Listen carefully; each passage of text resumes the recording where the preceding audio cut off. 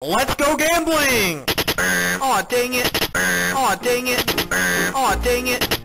Aw, dang it. It's been a while since I've done another weapon breakdown, but I got a few more coming up, and first up, it's time to talk about one of the most hated weapons in the game, the 52 gal and its counterpart, the 96 gal. Both of these have a very similar weapon design, being two-shot powerhouse weapons of different range values that are typically paired with the splash wall, but both went in a little bit of different directions. 96 kind of disappeared and people don't talk about it these days, while 52 went down the road of being one of the most infamously hated weapons in the game's history. So let's talk about what exactly happened. Look at this page of giant 52 buffs that everyone stared at and actually talk about what they do and see if these weapons need any changes right now. Be sure to subscribe if you enjoy, and let's get started. So first off, 52 is a two-shot shooter weapon with one of the fastest kill times in the game, and it was already pretty decent back in Splatoon 1. It didn't have the strongest kit, but Whale was pretty cheap, the wall was really nice for a short-range weapon, and it would kind of fight things. In Splatoon 2, the weapon had weaker kits until the Kensa 52 came out though, and because of that, it got subject to this giant page of buffs, the most out of any weapon in the series. Let's talk about what exactly they did. For a brief summary, it nearly removed the weapon's RNG issues from various different changes, most notably making it so that the weapon takes a little bit longer before the shot starts spreading out, which is a mechanic pretty much every shooter has. As you shoot the weapon continuously, it becomes more inaccurate. 52 got more shots before that happened. Also importantly to that, the amount of time you would need to take before you could shoot again with that accuracy penalty removed was also decreased by like half. Its object damage also got buffed to quite a few things, most notably the Brellas, which are a shooter counter, making that a much better matchup than pretty much any other short-range shooter has. This weapon's range, which means both its max damage range and fall-off range, were increased, including the fall-off minimum damage of the weapon, meaning it could stand a little bit further away from enemies and be a more consistent two-shot. The pain range is also a nice fighting tool, as it allows the weapon to trap mid-range weapons from before it even gets in range to be able to shoot them, giving it a big advantage against those weapons. It was made to move faster, both when using its swim form, but also notably using its sub-weapon and allowing it to paint its feet more consistently. This used to take multiple bullets, and now it happens pretty much instantly, and it paints them better than it does before, giving you a bit more room to maneuver. And finally, it got made cheaper points for special, in both games, but they reverted it for Splatoon 3. Now this is usually the part where it's time to bash 52 for having a bad balance history. It's got this over-tuned main weapon that feels really annoying, and that's why everyone hates it. But like, is it that bad? Listen, I know a lot of people don't like 52, and this isn't exactly the popular opinion, but I don't think 52 in this game is that bad. I think what a lot of people dislike about 52 is K52 in Splatoon 2, where it also had armor chained to it and a booyah bomb that boosted the survivability, and it didn't really have to fight as much. 52 has a pretty unique identity for short-range shooters. Compared to the Splattershot, N-Zap, or Splash-O-Matic, neither of the kits really have a versatile toolkit to enable other weapons, like the other ones do. Instead, these kits are a lot more selfish tools, made to make 52 a powerhouse Slayer weapon, and the most important thing is, in this game, it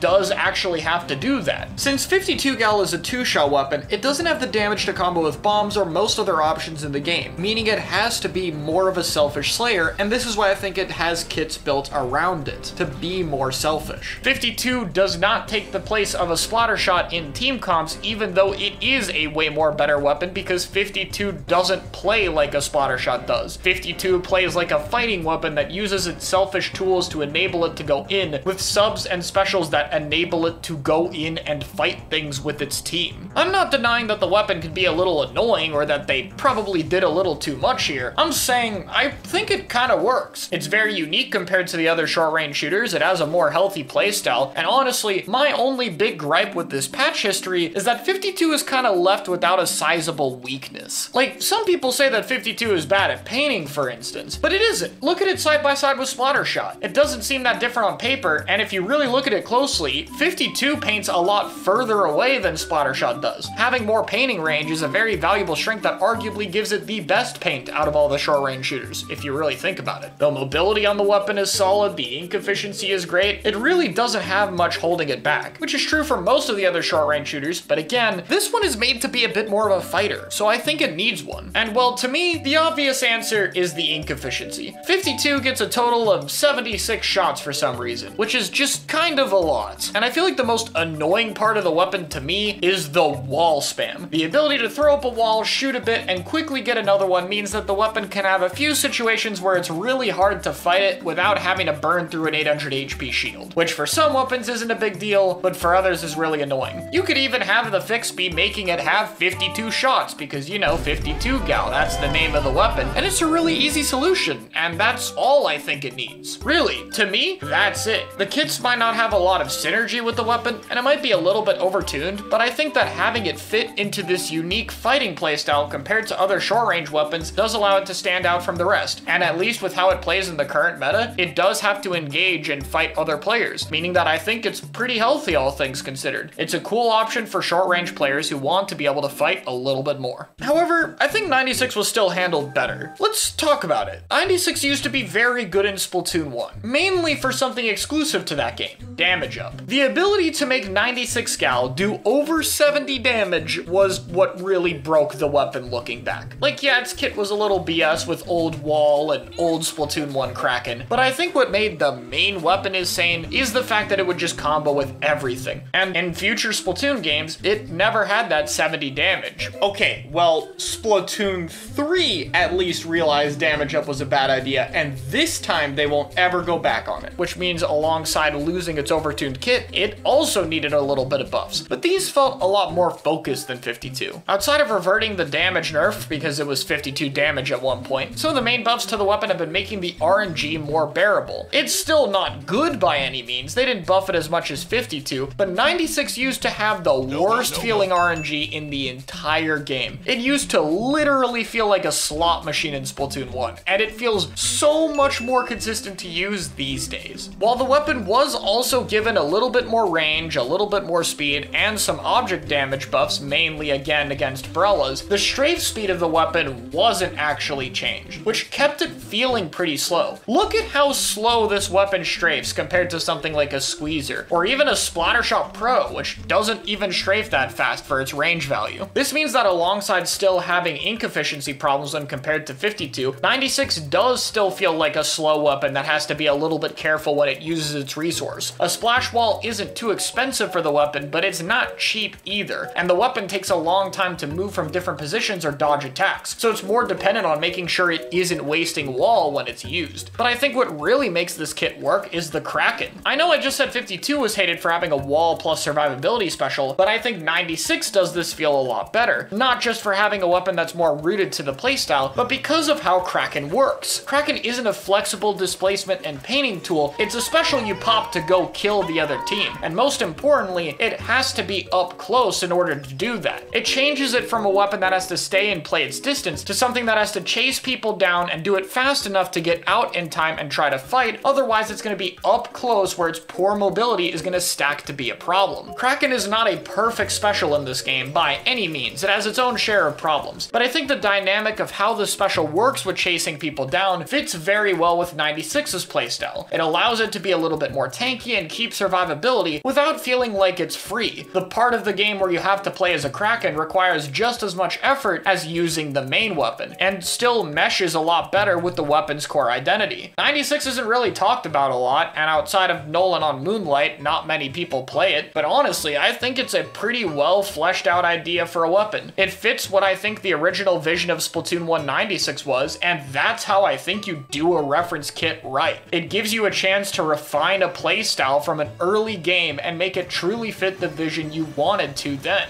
and that's what I think it does in this game. It's honestly one of my favorite weapons in terms of how it fits in the game right now. I really like it. So that's my thoughts on the gals. Maybe a little bit more controversial than people expected, but I hope you enjoyed the video. I'll see you all next time.